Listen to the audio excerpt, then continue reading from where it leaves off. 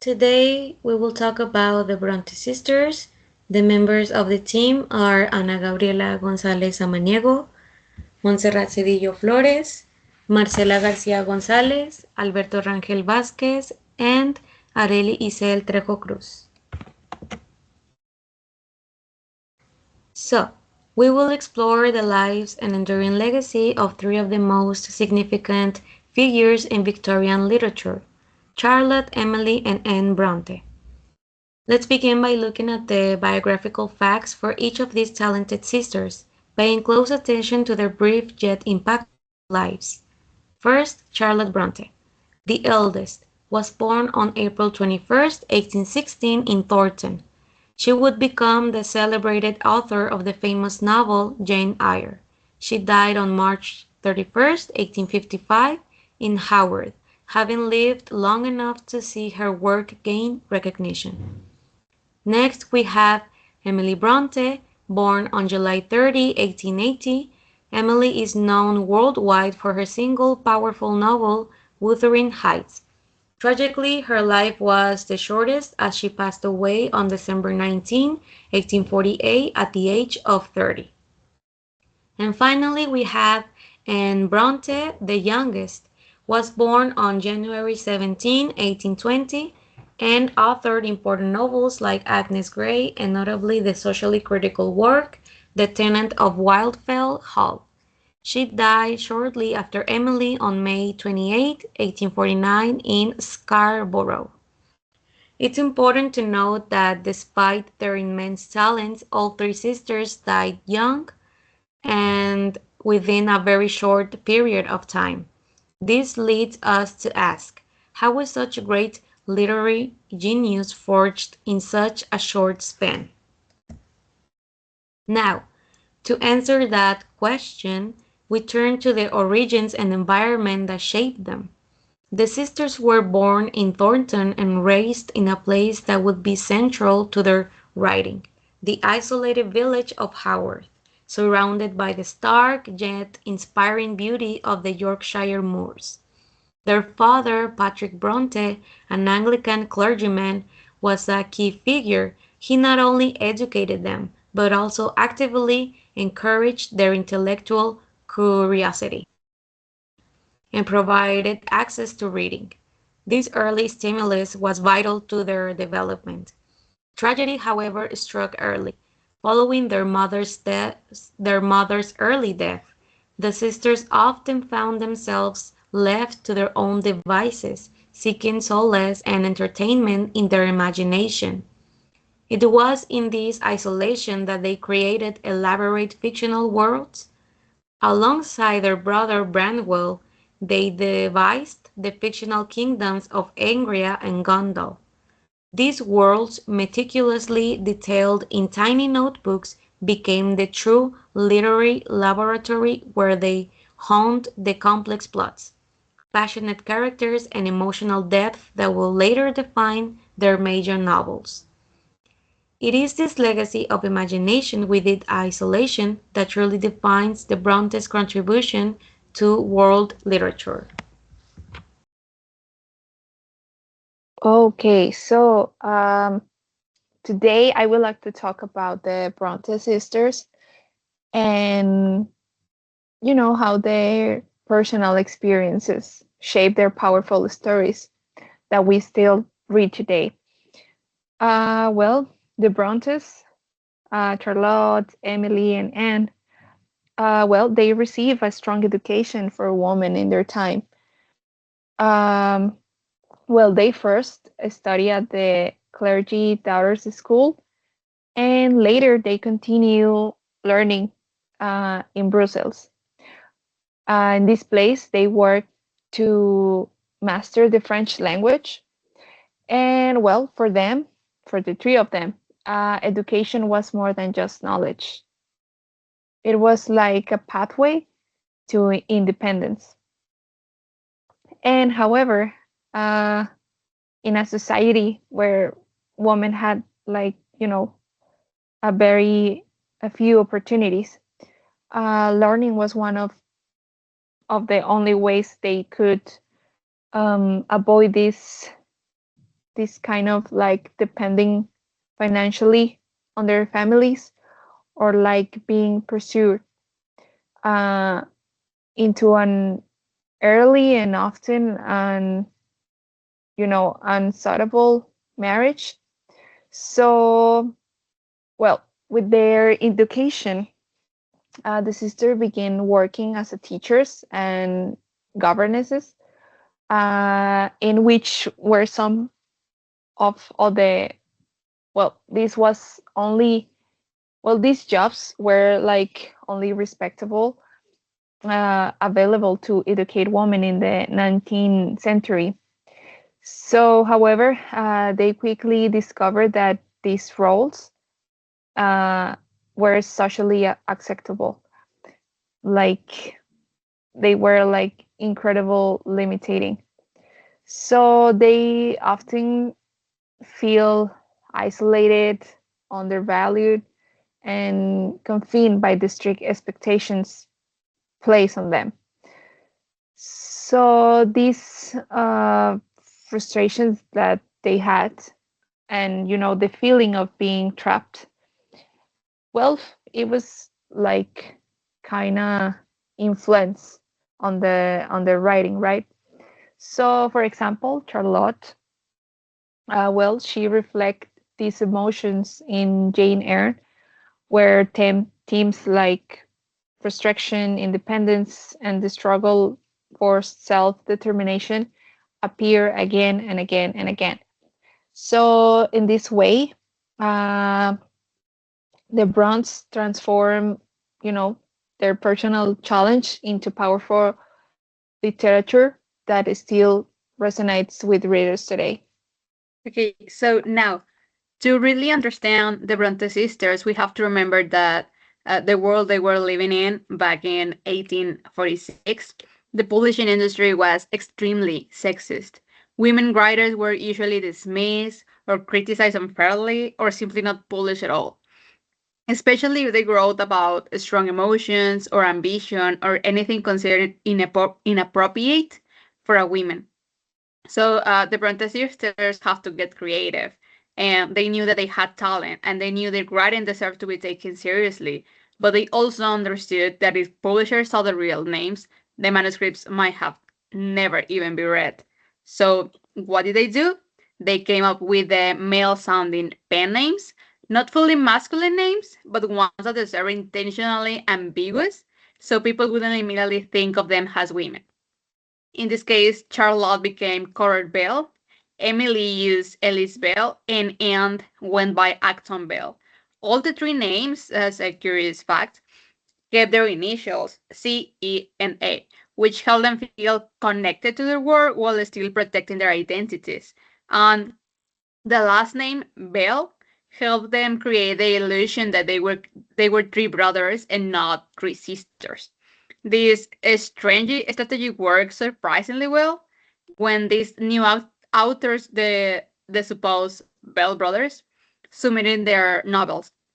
Publishers actually paid attention, and their writing was strong, original, and emotional. So their books started gaining recognition without the usual bias that target women at the time. And at first, absolutely no one knew who they really were. Not the publishers, not even the readers, just nobody. People assumed that the authors were serious, educated men, and the sisters kind of enjoyed that anonymity because it allowed them to focus on their work without the judgment that it was behind it. And then something huge happened, and that was that Jane Eyre came out and became a massive success. And the readers love it, critics praise it, and suddenly everyone was asking who was Coral Bell. And the attention became so intense that Charlotte realized that it was like time to reveal the truth.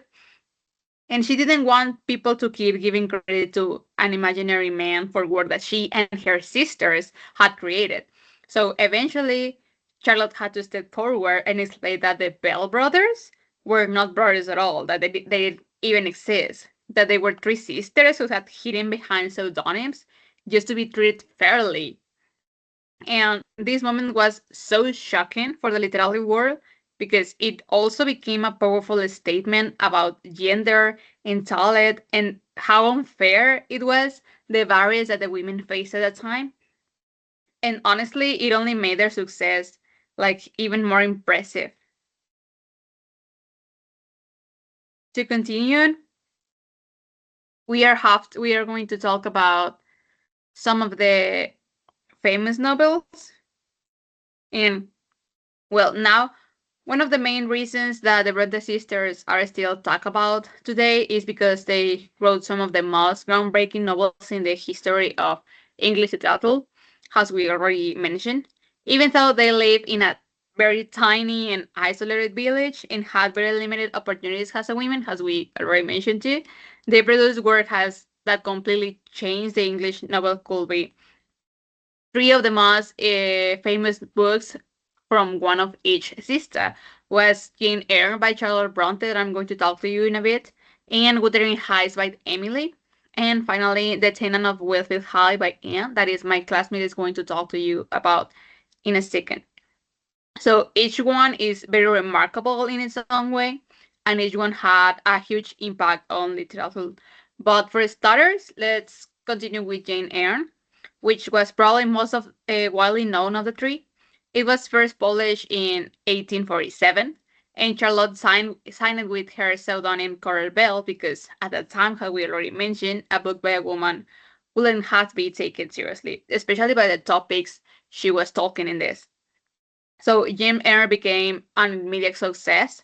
It's now considered an absolutely classic, but even back then it was the only best-selling books of the entire year. People were so shocked, but like in a good way, because the novel introduced a new level of emotional honesty to Victorian literature. And what made it more groundbreaking wasn't just the plot. It was the way Charlotte expresses and explore the inner life of a woman. Her, for example, her fears or her desires or her moral conflicts, her search for independence, and the pressure she felt from the society towards women. And this wasn't something that the readers, of course, were used to. Some so women in novels were usually simplified and idealized or used mere romantic objects, but Jane Eyre in this case was a very complex and intelligent and deeply human.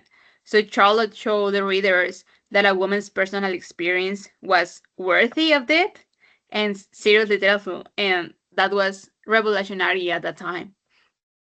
And to continue with Emily Bronte, it's Wuthering Heights that was published in the same year under her pseudonym that it was Alice Bell.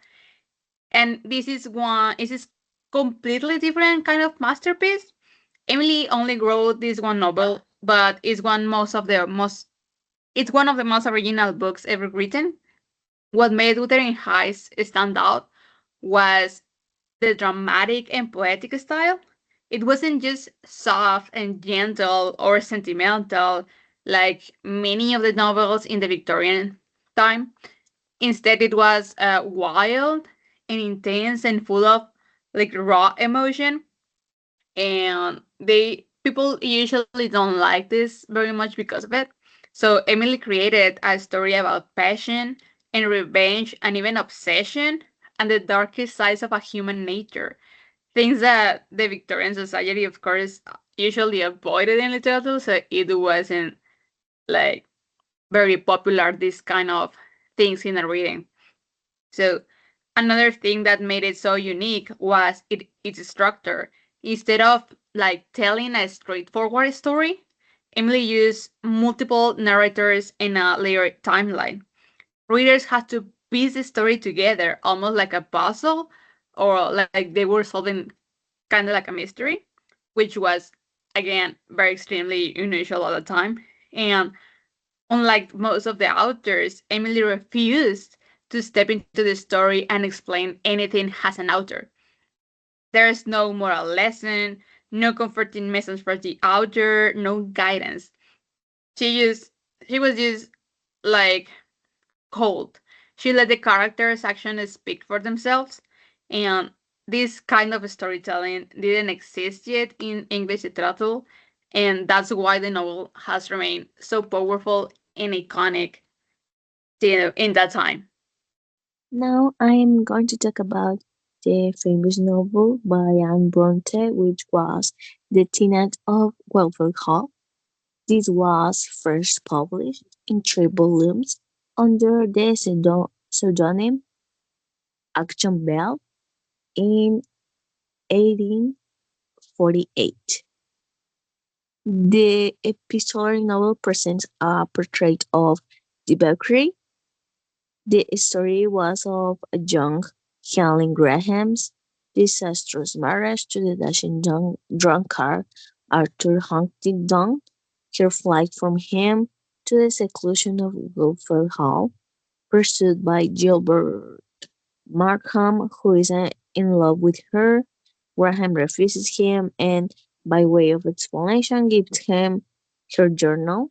There he reads of her wretched married life. Eventually, after Huntingdon's death, they marry. This story was told through a complex framing device, primarily a series of letters. Also was considered first sustained in feminist novels. This novel shocked Victorian sensibilities with its stark depictions of alcoholism, domestic abuse, and marital infidelity. For this reason, many contemporary critics describe it as a crude, repulsive, and disgusting.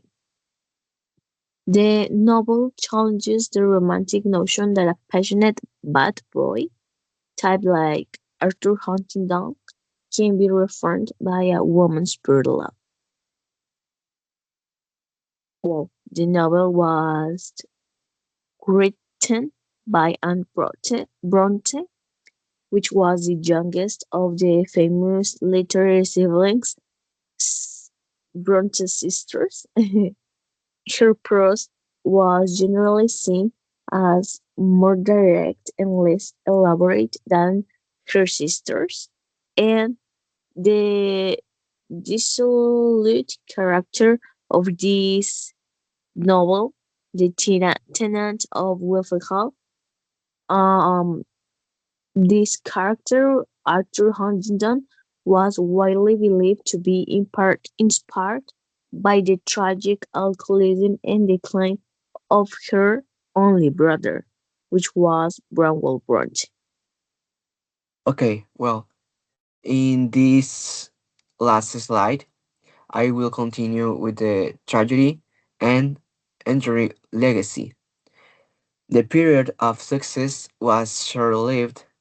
Tragedy struck swiftly between 1848 and 1889, claiming the lives of the brother Branwell, Emily, and Anne. Charlotte survived to write Shirley and Violet before her own death in 1855. The Brontës transformed English literature, introducing groundbreaking themes of female independence and physical depth. From their modest home, they launched uh, a legacy that continues to inspire the ongoing pursuit of women autonomy and literary realism. Well, their legacy endures not only in literary studies but also in broader cultural conversation, duty, and independence. From their isolated home in Hogwarts, they produce narratives that continue to resonate with modern readers, inspiring feminist criticisms, film adaptation, and interpretation across generations. The Brontes powerful art can emerge from adversity, and their work still fuel the ongoing pursuit of women's rights, artistic freedom, and deeper psychological storytelling in literature. And here we have the references that we uses we have four, and this is all. Thank you.